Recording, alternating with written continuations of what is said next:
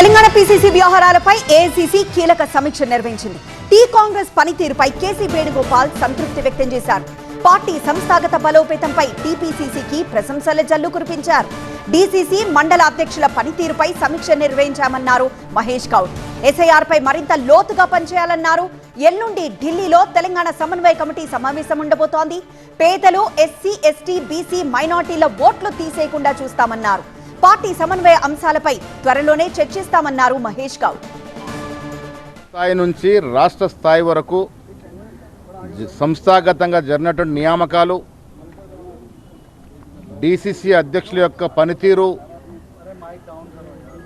మండల కాంగ్రెస్ కమిటీ అధ్యక్షుల యొక్క పనితీరు అన్నిటి మీద కూడా సుదీర్ఘంగా సమీక్ష చేసినారు.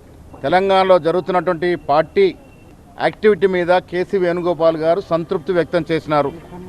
దేశంలో సంస్థాగతంగా అగ్రగామిగా ఉన్నటువంటి రాష్ట్రాల్లో తెలంగాణ ఒకటిగా వారు చెప్పి అభినందించడం జరిగింది. ఎస్ఐఆర్ విషయంలో లోతుగా ఇంకా కార్యక్రమాలు చేయాల్సిన అవసరం ఉందన్న మాట చెప్పడం జరిగింది.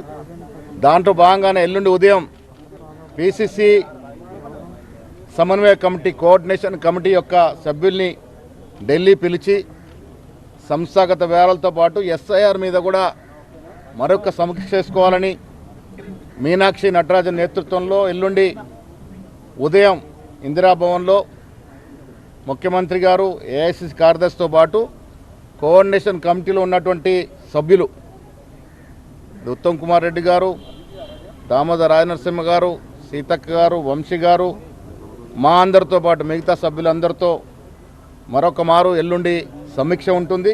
కింది స్థాయిలో ఉన్నటువంటి ఎస్సీ, ఎస్టీ, బీసీ, మైనార్టీల ఓట్లు తొలగింపే కార్యక్రమం అయితే జరుగుతూ ఉందో దాన్ని అడ్డుకోవడమే కాకుండా వారికి ఉన్నటువంటి ఫండమెంటల్ రైట్, ఆ ఓటుని పరిపూర్ణంగా కాపాడాల్సిన బాధ్యత కాంగ్రెస్ పార్టీది. కాబట్టి మరొక మారు ఎస్ఐఆర్ మీద ఎల్లుండి కోఆర్డినేషన్ కమిటీతో చర్చ జరుగుతుంది.